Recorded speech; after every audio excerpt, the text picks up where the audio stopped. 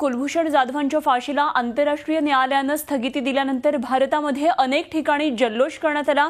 मुंबईमध्ये फटाके वाजवून आनंद व्यक्त करण्यात आला, तर वाराणसीमध्ये जोरदार देशभक्तीच्या घोषणा देण्यात आल्या। संपूर्ण देशामध्ये या निर्णयाचे पडसाद उमटले आणि या निकालामुळे जणू विजयोत्सवच साजरा करण्यात आला। कुलभूषण जाधव यांच्या फाशीला स्थगिती मिळताच मुंबईमधल्या त्यांच्या लोअर परळ इथल्या जुन्या घराबाहेर त्यांचे जुने शेजारी आणि मित्रमंडळींनीही एकच जल्लोष केला आणि त्यांच्याशी बातचीत केली आहे आमच्या प्रतिनिधी मेघा कुचिक यांनी। कुलभूषण जाधव जवळपास 30 वर्ष लोअर परेल इथे राहत होते। त्यांचे बालमित्र तुळशीदास पवार आपल्या बरोबर आहेत, आपण त्यांच्याशी बातचीत करूया। सर, आज कुलभूषण जाधव यांच्याबाबत निर्णय देण्यात येणार आहे, तुम्ही किती आशावादी आहात? आशावादी तर आम्ही 101% आहोत।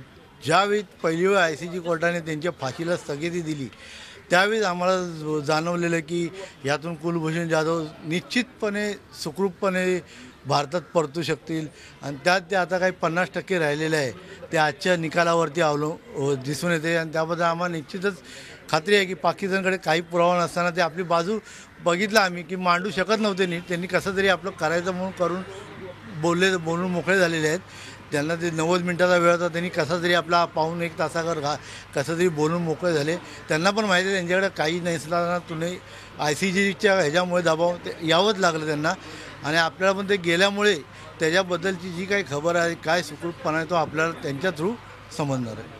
सर, तुम्हाला असं वाटतं भारत सरकारने कुलभूषण जाधवची जी बाजू आहे ती भक्कमपणे मांडलेली आहे आंतरराष्ट्रीय कोर्टात? हो, निश्चितपणे जी बाजू आता ह्यावेळी जे पहिली स्थगिती आणली तिथंच आपला विजय झाला होता आणि त्यानंतरसुद्धा आता ज्यावेळी आपले साळवे सरांनी जे वकील आहेत त्यांनी जे मुद्दे उठवले, ज्या प्रकारे त्यांना आपले त्या कोर्टासमोर बाजू मांडलेली आहे त्यामुळे निश्चितच आणि त्यांच्या दिसण्यामध्ये वागण्यामध्ये एक प्रकारचा कॉन्फिडन्स दिसला सरांमध्ये, तो बघूनच तेव्हाच वाटलं की 80% तर केस त्यावेळीच त्यांच्या चेहऱ्याकडे बघून वाटलं की आपल्या फेवरमध्ये येणार आणि आता राहिलेली आहे ती काय थोडीफार असेल ते आजच्या निकालामध्ये 100% आपल्या बाजूने होणार। व्हिडिओ जर्नलिस्ट श्रीनिवासनसह मेघा कुचिक, झी मीडिया, मुंबई।